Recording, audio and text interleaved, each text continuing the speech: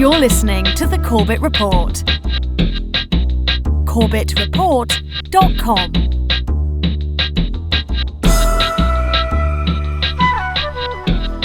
All right, welcome back to the program, friends. Welcome back to Corbett Report Radio. I'm your host, James Corbett of CorbettReport.com, coming to you, as always, from the sunny climes of Western Japan, where it is currently the 29th of August, 2012. So for all of you stateside and everywhere else around the world that you might be tuning in tonight, thank you once again for investing your mind time in Corbett Report Radio. And I hope to make good use of it tonight, as we have a stacked deck for the program. We're not going to bring you one, but two guests. Why not? A plenty of guests. Just an embarrassing riches of information we're going to be bringing you tonight from an excellent new website that I hope people will be checking out. It's called The Last Defense. It's at thelastdefense2012.tumblr.com. Of course, the link to that will be in the show notes for tonight's episode at CorbettReport.com. And here we have a couple of guys out in Korea who are keeping a tab on all sorts of news and information from an alternative perspective. And there's quite a wide range of information available here. So if you turn to The Last Defense right now, you'll see such stories as bioengineering breakthrough, electronic circuits that are integrated with your skin, the key to media's hidden codes, the top 13 Illuminati bloodlines by Fritz Springmeier, U.S. love affair with murderous dictators and hate for democracy. As I say, a wide range of news and information. So let's bring them up on the program. Tonight we're joined by Haneul Naavi from The Last Defense and Mike Bielawski. Sorry about that. I get tongue-tied at times, but it's good to have you guys here. So let's introduce you to the listeners. First, Haneul. Yes.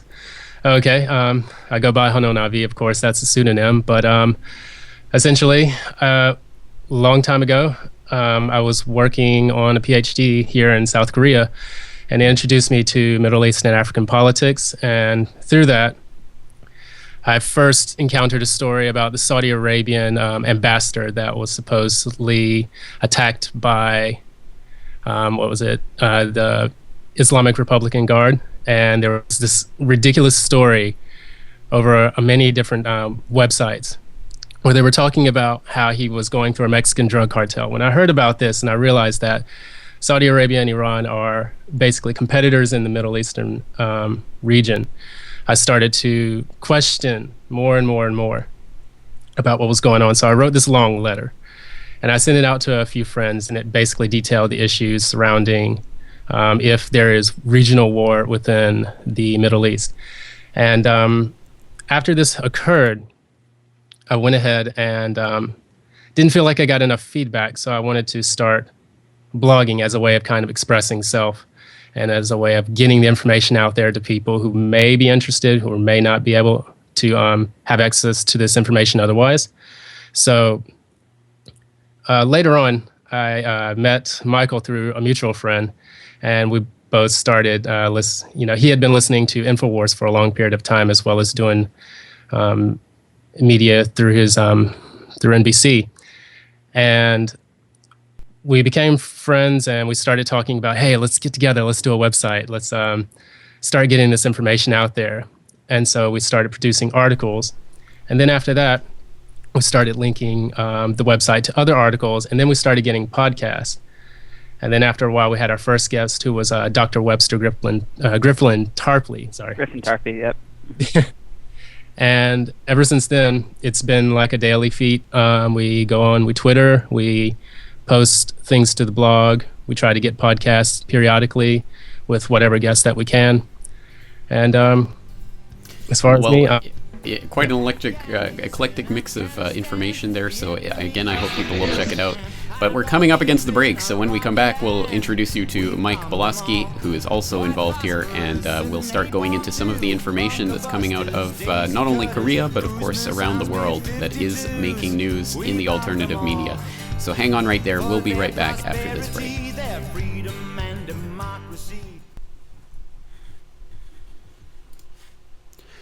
All right, welcome back to the program, friends. You are tuned into Corbett Report Radio here on the Republic Broadcasting Network. And once again tonight, we're talking to Mike Bielawski and Haneul Naavi of The Last Defense. Once again, that's thelastdefense2012.tumblr.com.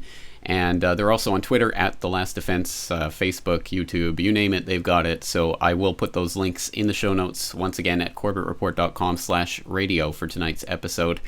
But let's turn the mic over to Mike. Just before the break, we were hearing about Haneul and how he got started with this website. But Mike, how about yourself? How did you get involved with this? Well, I started as I want to say journalism, communications in college, Seton Hall, New Jersey. And from there, I had some good professors. I took a media criticism class. I sort of had a feeling that we were not getting the whole truth from mainstream media. I got that feeling very early on. And then at about 2005, a good friend of mine in New York City showed me the documentary Loose Change Second Edition about 9/11. And that was sort of like what I would call the jumping down the rabbit hole, so to speak, of alternative media. And suddenly things like the government putting, or I say the government, corporations putting chemicals in our food and water started to make sense. Suddenly things like the notion of false flag terrorism and the Hegelian dialect started to make sense. And you know, all from there is history, and now we're here. We got our website, and I mean, you know what it's all about. You do the same kind of topics. And by the way, thank you for linking, mentioning our website and linking to it, because we are a growing website where we've only just started a few months ago. And so yeah, this it's is a actually relatively new interview. website, but it is, I mean, it's got a lot of information on it already. So my hat's off to you for making this happen. And I didn't know about the podcast yet. I hadn't seen that yet. So I'm glad to see that you're starting with that too. Yeah, thank you. This is our first interview outside of The Last Defense 2012. We've done interviews with our own guests, but this is our first time being the guestee. Yeah. All right. Well, I'm looking forward to hearing about it. But you guys are there in Korea, in and around Seoul. How did you get there? What brought you to Korea? Haneul? Oh, right. I threw that part out of the story. I met my now Korean wife in New York City. So she was studying English and fashion design over there. And so she moved back in 2008 early. Then I moved, and we got married, and now we have a son, and yada yada. This is our apartment. That's how it works. Obviously, well, that's how I'm here in Japan. I've got my Japanese wife. So, Haneul, how about you? I also wanted to say thanks so much for having us on the show as well. No problem. Yeah, it means a lot to us, and we want to just do our best to try to help you out as much as possible, and vice versa, you know. So, yeah, how I got here, I wanted to teach English with LG and Samsung. So I got offered a job through my old university back in the U.S.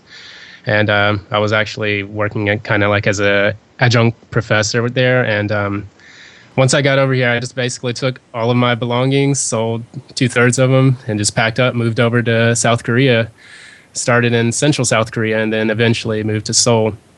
So then, after that, moved to China for 6 months, came back here to start school, and then just decided to, go from there. So it's been kind of a wild ride.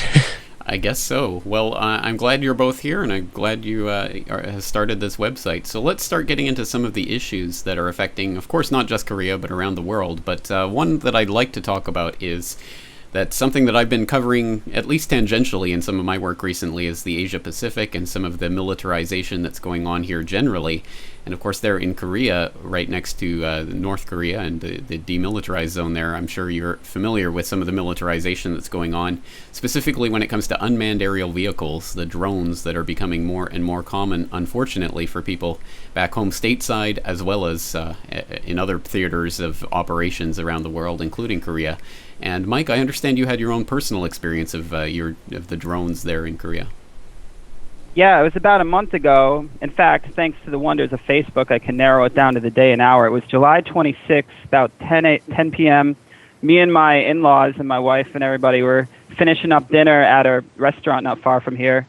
And at one point, my sister-in-law, she was outside, and she comes running in all wide-eyed. She's like, UFOs, UFOs, UFOs. And I'm like, all right, let's take a look. So I go outside in the parking lot, and I look up over the north sky, which appears to be the DMZ. I mentioned in the break that we're probably 30 miles, maybe, from the DMZ. And I saw these 3 flashing lights. They were unfortunately, it's too dark. They were too small for video or pictures, effective video pictures. But yeah, there's 3 flashing lights. They were blinking. They were going about 30 or 40 or so miles east, and then they would do this impressive U-turn and go back the other way. And it was an apparent surveillance pattern, which is what you would expect from a drone, since one of the primary uses of drones is surveillance. So I immediately, my first thought was those were drones. I didn't think they were little green men. But I think I did note it's a common, I think it's a common mistake. People see UFOs and a lot of people still think, oh, it's little green men, it's little green men. And I think people underestimate the technology that the military has. I got 2 examples here. The SR-71 Blackbird, it's a 48-year-old plane. They would have us believe that's the fastest manned airplane. That might be true. I tend to doubt it. Almost a half-century old. Stealth jets were Nazi technology. They've been around for a really, really long time. There was a famous UFO sighting a few years ago. It was about 2 years ago. Amateur astronomers tracked the Air Force X-37B space plane. It was on a classified mission, according to New York Daily News. And this was essentially a small version of the drone version of the space shuttle. And my point in mentioning all these various crafts is that I think most UFO sightings are, in fact, military technology, and people don't realize it. I think you're right. I don't think the aliens are kind enough to put the flashing lights on their craft for you. But another thing. Mm-hmm. But absolutely. Well, so there's the brush with the personal experience. But now, as I understand it, you guys have been doing some research on the drones generally there in Korea and in elsewhere, I assume. So let's talk a little bit about what types of technology are being deployed there. Yes. Okay. Would you like for me to cover drones, like in general, what kinds exist and sure, like the major companies? Right. Okay, we have companies like Lockheed and Martin, Northrop Grumman, BAE Systems, Boeing. They're all working to create their own drone systems. General Atomics is probably the largest manufacturer of drones, and they're the ones that manufacture Predator drones, which have been used all over Afghanistan, Iraq, and in some places in Pakistan. And after that, we have AeroVironment. They're the largest manufacturer of small UAVs. So you have many of those different corporations that are getting contracted by, like, the United States government, DARPA. There are also drones that exist solely for the ground. You have a company called Boston Dynamics, which makes several different models of drones, which are actually pretty terrifying because they are very reminiscent of the Terminator saga. Like, one of the things that I thought about was, how is the Terminator series of movies going to be a real-life reality force in the future? Because there's a series that we write sometimes, Truth is Stranger Than Fiction, and it shows about how that's possible. They have certain models like Big Dog, Petman, Cheetah, and then they use swarm drones as well. Big Dog is basically it's a quadrupedal robot, which is used to carry supplies, and they can also weaponize it later on. You have Petman, which is a large humanoid figure, and it's able to use its own gyroscopic functions to walk upstairs, go anywhere, run, do push-ups, anything. And then we have Cheetah. It can run about 18 miles an hour. So that's one of their newest models in Boston Dynamics. And then they have some swarm drones that work. They use an algorithm to kind of get many different drones to work together, as would a swarm of bees or a swarm of birds, flock of birds, whatever. So those are just a few examples of the type of technology they have.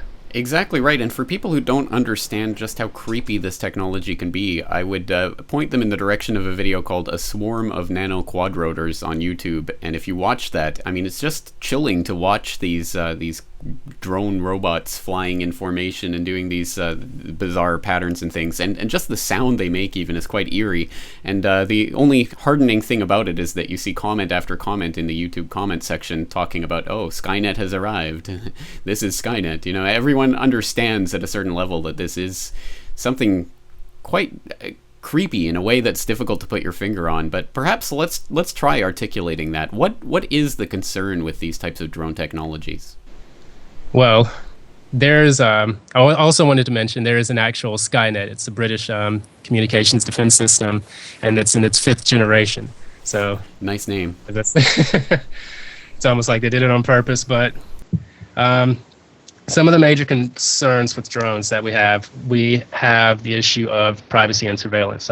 Mike, did you want to touch upon that? Yeah, of course. Yeah, it's like, for example, I got these 3 articles here. All right, let me just find it in my notes. LA Times, drones are being used by the police forces. Obviously, that can be good if they use it properly, but, again, who knows these days what they're really going to use it for. I got Wired Magazine, 64 drone bases being used to monitor national parks. Again, this could be a good thing if they're fighting pollution or if they're finding resources. It can also, again, be used to infringe on our rights. And I got BBC here, drones used to surveil agriculture. Now, same story. It could be good, it could be bad. I'm sure we've all heard the stories about big agriculture companies trying to use any excuse they can to weed out their small farm competition.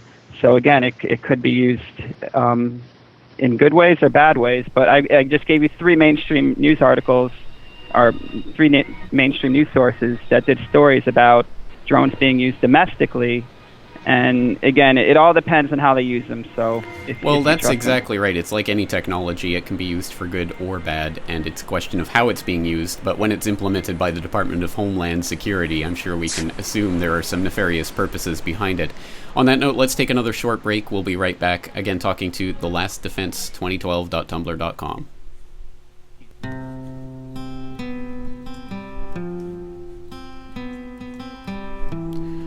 All right, welcome back to the broadcast, friends. Welcome back to Corbett Report Radio. This is James Corbett of CorbettReport.com, coming to you as always from the sunny climes of Western Japan. And today from Korea, we are joined by Haneul Naavi and Mike Bielawski of The Last Defense. So once again, I hope you will check out their blog and some of the information they're covering there.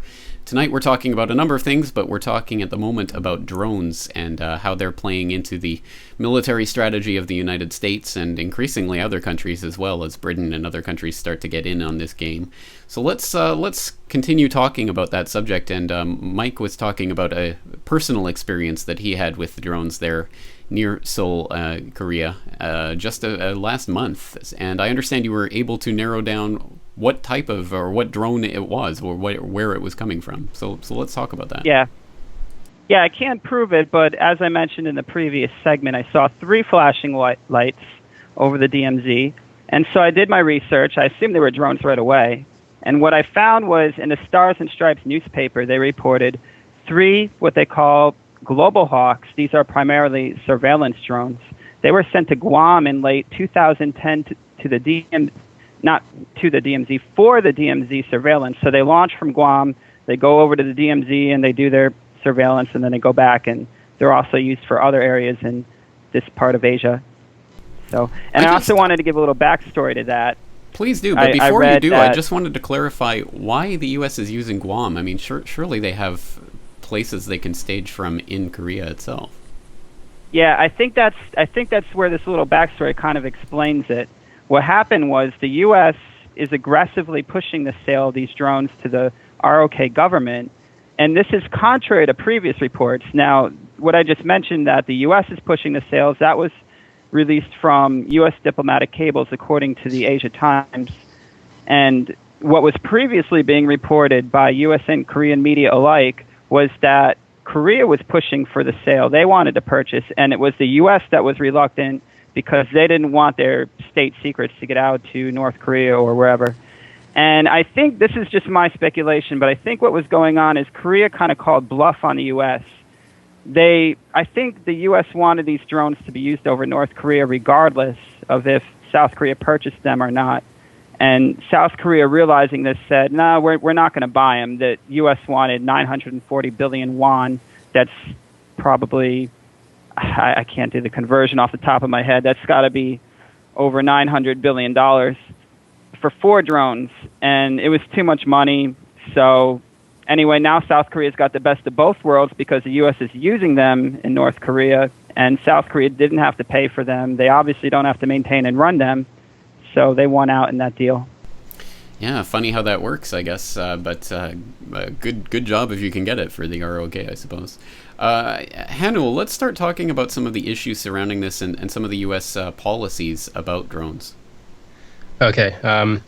Well, one of the things that are happening, with the Bush administration, they had certain issues about detaining insurgents and torture. Barack Obama kind of wanted to roll that back. For his presidential campaign, he wanted to stress that he was different than Bush.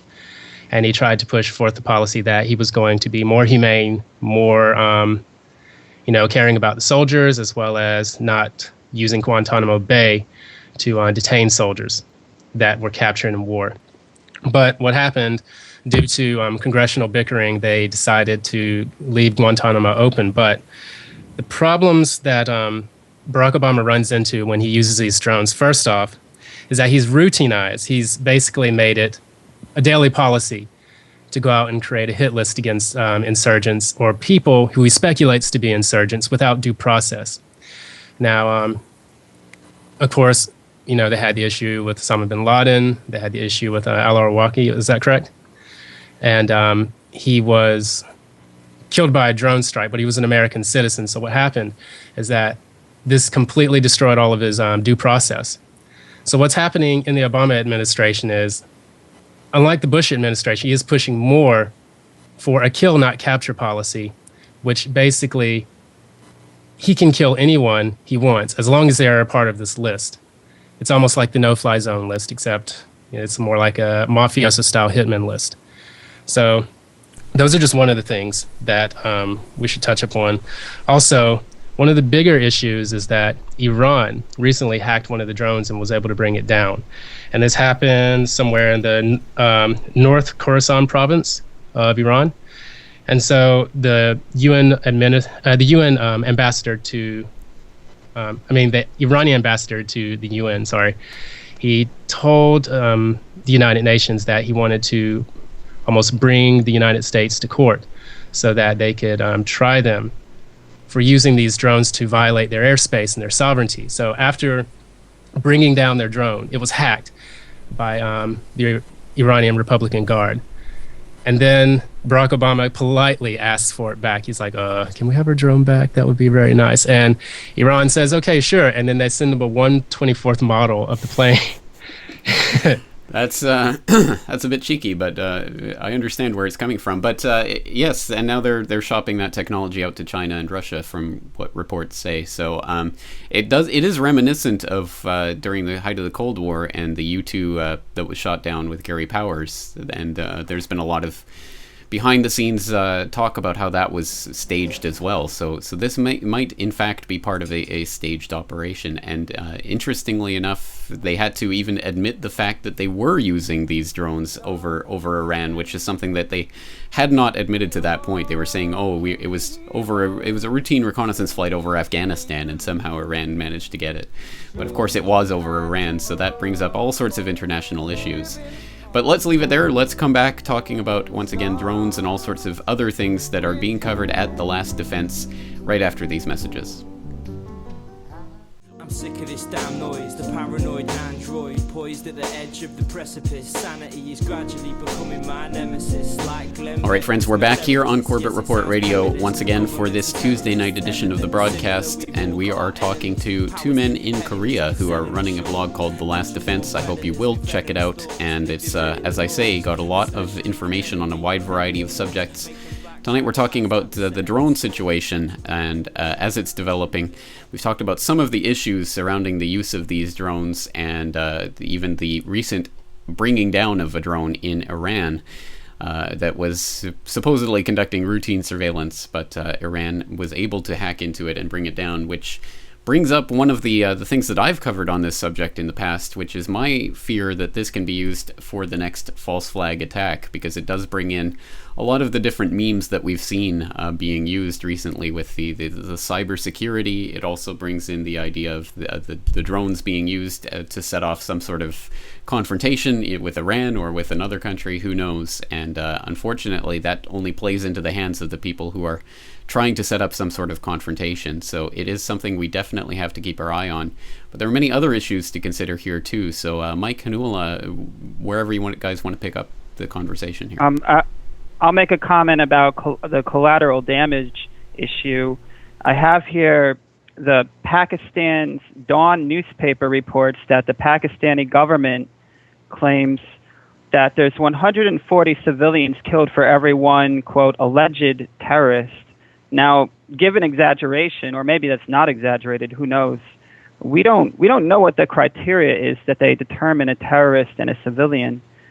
So, Haneul, the previous segment, had mentioned the sort of infamous Terror Tuesdays reported by the New York Times, where Obama and his gang will get together and look at photos of various alleged terrorists and decide who dies and who lives. And who knows what checks and balances exist or don't exist in that process. So anyway, it's a very disturbing statistic. And to complement that disturbing statistic, I have here the Department of Homeland Security term double tap. This refers to the practice of of a secondary attack after the initial attack. The drone will come in and blow up the initial compound or whatever, and then they'll come in again after people are trying to rescue people or help and save people, and they'll do a secondary attack, killing those people as well, striking, true terror into anybody who's thinking about trying to help.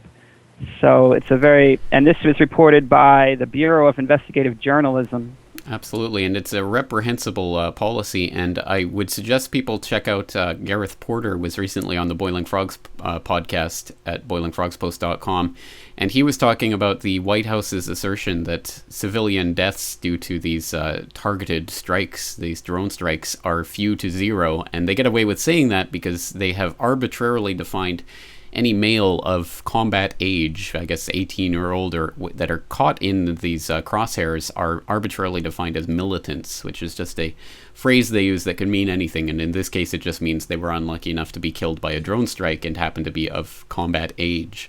So again, they've just play with the words in order to come up with these arbitrary numbers that seem to indicate, no civilians are ever killed in these strikes, but what does it actually mean?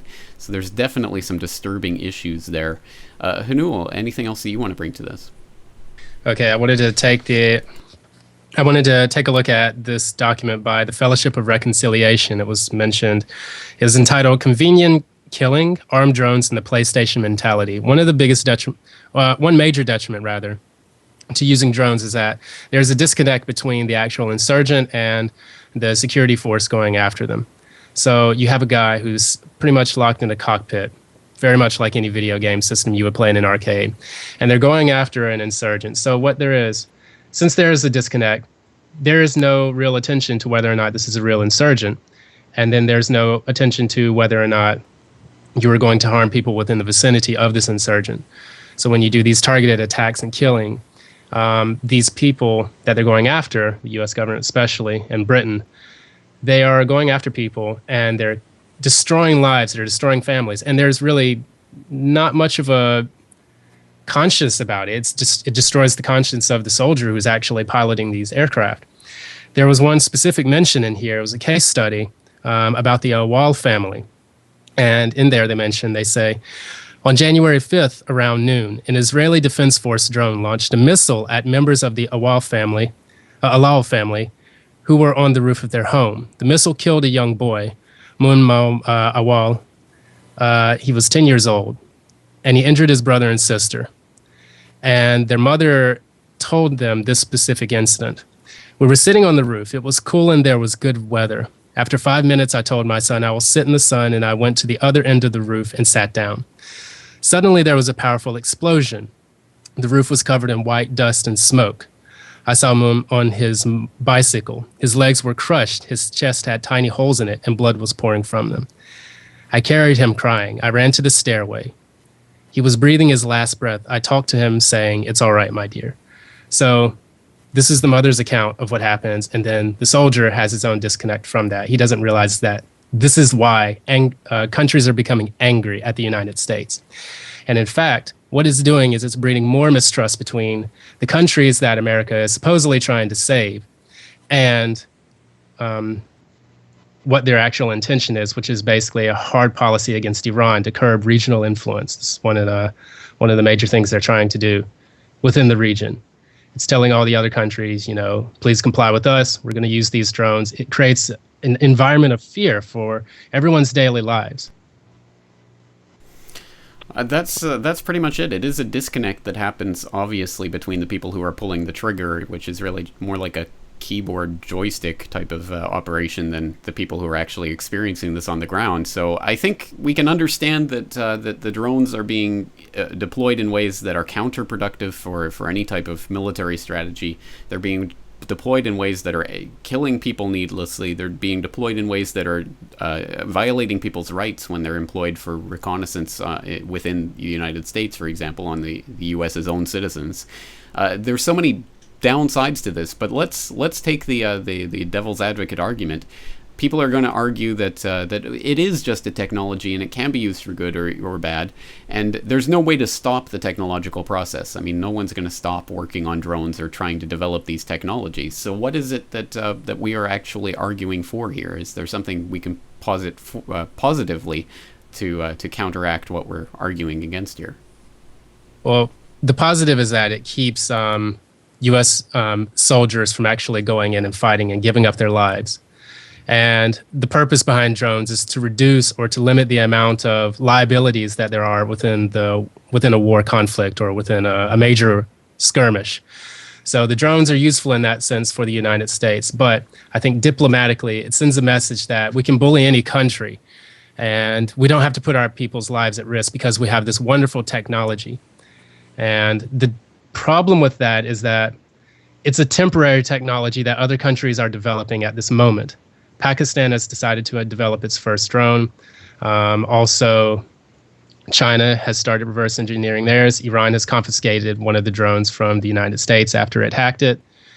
And so what you see is a proliferation of a new type of weapons technology, which is going to, in the long run, change the face of the battlefield. So I would say, yeah, it reduces the amount of lives that are killed in times of war and in times of conflict, but it doesn't really stop the long-term ramifications of this technology. Mike, what's your take on it? I would add, I mentioned those 3 articles before by the Times and Wired Magazine and BBC. They can be used domestically, and presumably they can be used for good things. For example, for the police, they could be used for like a search and rescue or to find a fugitive. Wired Magazine talks about them monitoring the national parks, so they could find, say, pollution or something wrong with the parks.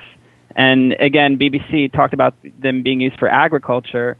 The BBC article seemed to imply that they were using to spy on agriculture, but in any case, we could assume they could be used to monitor those huge fields they have in the Midwest. Obviously, you can't walk around those. You gotta, these drones could probably help in a number of ways domestically. But again, I think the solution is media shows like our own, informing the public, and in terms of the government, they got to make some checks and balances and, have some kind of a extra drone department of drones that monitors these things and makes sure they're being used properly. Well, that would be the ideal, but again, I don't think there are angels in government that are going to be watching over this, unfortunately. So absolutely, it is something that people have to keep their eye on and have to be aware of, at least the possibility. And when you look up in the sky and see those flashing lights, perhaps before you think of little green men, you should think about the types of technologies they have up their sleeve and are increasingly deploying on the peoples of the United States and everywhere else around the world. All right, we're running out of time here, and I want to get to some of the other issues that you guys are working on for the website. So let's open up the conversation. Mike, Haneul, anything you guys want to bring up that you're working on? Okay, I mentioned we had discussed recently about the Trans-Pacific Partnership. I wanted to touch a little bit on that. It's a very interesting issue. It kind of works very similar to NAFTA, where you have many different partner countries negotiating with the United States.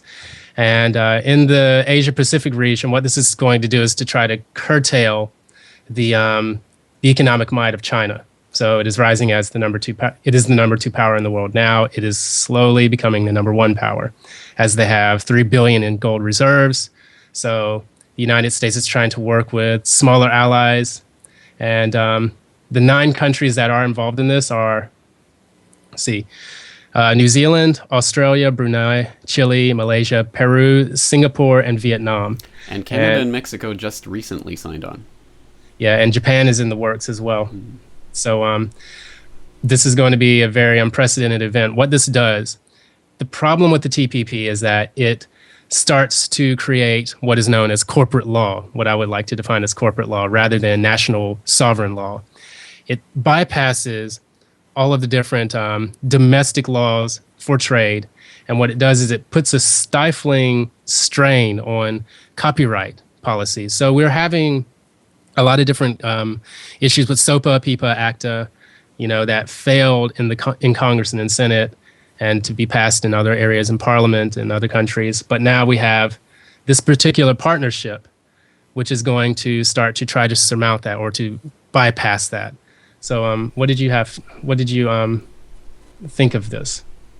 What's going on in Japan as far as that? It's causing a lot of concern for farmers and others who are concerned about the way this is going to affect their lifestyle and their subsidies, etc., from the government here. But I think obviously the copyright issue is one that inflames people's passions, and it's interesting from my perspective that people can get worked up and motivated to do something when it's a SOPA or a PIPA. But when it's one of these international trade agreements that are behind closed doors, we don't even know what's precisely in the text of this agreement, etc., people just aren't even aware of it to protest it, let alone to actually get involved and start the internet blackout and everything that we saw for SOPA and PIPA. So I think it is a way of trying to take this in the back door and hardwire it into international law without people having any say in the matter whatsoever. It's quite disturbing. How about people in Korea? What's the awareness of this issue in Korea? Awareness of it? Well, honestly, from personal experience, a lot of people are upset about also subsidies for farming. And recently, wasn't it Chevy and General Motors? Weren't they also, they signed FTA agreements with the Korean government? And people were protesting heavily about this during the time of Occupy Seoul. So there was a separate protest in Gwanghwamun Square where they protested that event. According to a document from tppwatch.files.wordpress.com, they say that it targets specific things here.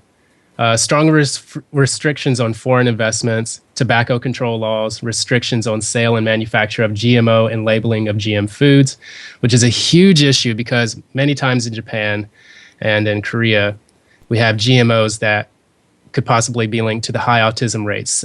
South Korea has one of the world's highest autism rates. So this can also affect and come into play later on. Well, theoretically, GMO foods aren't imported to Japan, but I don't quite believe that. Yeah, I think they're secretly passing it in the back door just the same way they did with the American beef industry back in 2008. So people protested that in Myeongdong as well.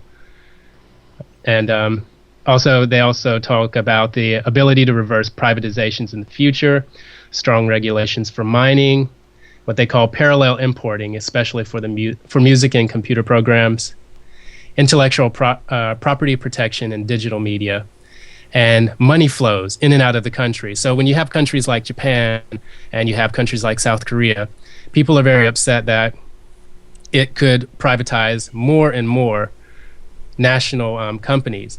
South Korea is a very protective country of their domestic economy. So oftentimes with a lot of their cars, about 90% of them are usually Daewoo or Samsung Renault cars or Hyundai or Kia. So when you have this inflow of new products in, it actually hurts the domestic market because they're dependent on exports for their economy to thrive because they don't really have resources, but they have technological know-how. Mike, anything you want to add to this? Sure. About general topics that we cover on The Last Defense 2012, I tend to focus on, I know this is a little separate topic, eugenics.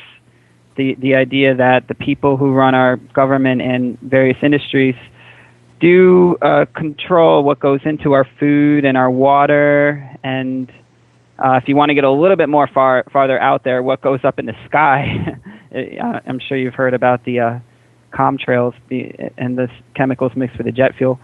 But for one example, aspartame. And if you come to Korea, you'll probably try makgeolli. Makgeolli. It's a Korean rice wine.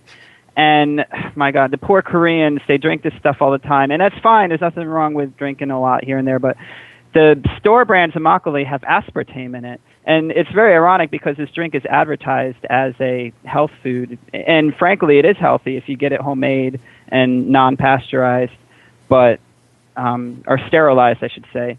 But in any case, most of the makgeolli people drink is the store brand, and it has aspartame. And aspartame is in thousands of products across the Korea and U.S., and I imagine it's probably in Japan as well.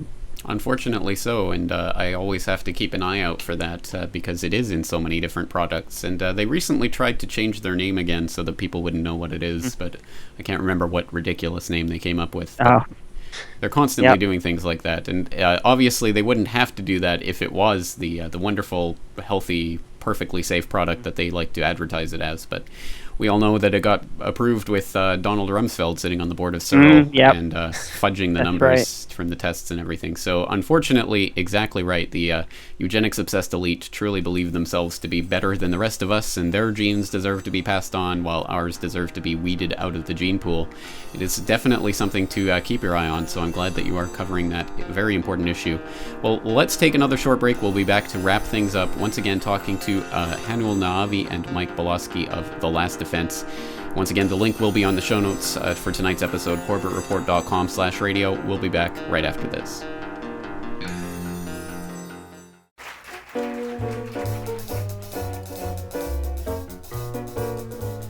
All right, friends, here we are back in the last few minutes of tonight's broadcast of Corbett Report Radio, talking once again to Haneul Na'avi and Mike Bielawski of The Last Defense, thelastdefense2012.tumblr.com, and we have one caller on the line, so let's go to your calls. Let's go to Steve in West Virginia. Steve, thanks for calling in tonight. Back to the drone issue. From my understanding, the drone that Iran brought down was brought down by superior technology to anything that we know that our government has. They have gravitational control. They took gravitational control but brought it down intact. If you look into Keshe Foundation, that's Keshe Foundation, Mehran Keshe, he's an Iranian by birth, but he's living in Belgium, and he has released his technology to all the governments of the world to help to bring in peace. And this is the type, and Iran is one of the countries that has taken up the technology and is developing it. Well, Steve, are you aware of this? I have not. I will check into that. I haven't heard that. I have heard a lot of speculation about what really happened with the drone, and there's a post up on Danger Room that Iran probably didn't hack CIA's stealth drone that questions the narrative that it was hacked into necessarily, but I haven't heard that before. I will check into it, so thank you for the call. We are back on the drone issue. Mike, Haneul, anything else you guys would like to say to wrap up on the drones? I want to make a comment on what he just said.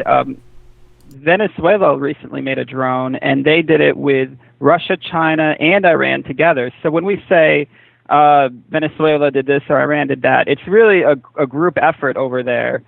So it is conceivable that they do have, more advanced technologies than we give them credit for, because it's not just Iran, it's not just Venezuela.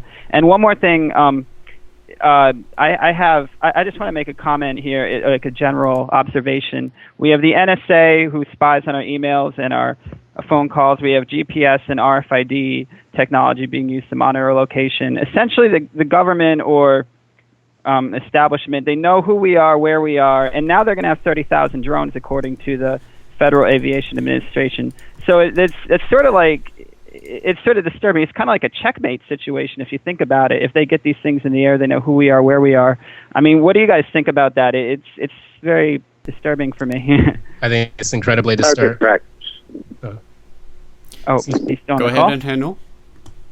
Oh, okay. Target practice is what I take that for. Oh. And hopefully it won't turn into that. Yeah. Well, but, you know. Okay, Haneul, do you want to wrap up? We only have about 20 seconds left. Oh, okay. Yeah, I just want to say that, you know, as far as them using drones across the United States, it's going to be very detrimental. It's going to completely ruin the trust of the United States and the people. It's going to create another disconnect between government and the governed. And I think that it's going to take a lot of us to start considering the ramifications, the problems that this type of technology presents when they start flying over. They're trying to make it seem as if it's harmless at this point because they're using them for multi-purpose uses. But in the end, the Predator drones, the Reaper drones, all of the different drones presented by Boeing and the ones by Boston Dynamics, it's looking to quell dissent, because recently the Pentagon was given a budget to start working with Boston Dynamics for martial law. So that's something you should definitely look at as well. Absolutely, and we tend to think of drones as things flying around in the skies, but of course, as you've pointed out, they're also on the ground, and all sorts of other ways they're working on deploying these technologies. Okay, we're fresh out of time, so guys, we're going to have to leave it there. Haneul, Mike, thank you so much for being on the program tonight. Thank you so much. And thank you to all of you out there for listening in. Once again, this is James Corbett of CorbettReport.com, and the link to their website will be up on my website shortly after the program airs. We'll be back with you tomorrow night, same time, same channel. So until then, thank you all for listening and take care.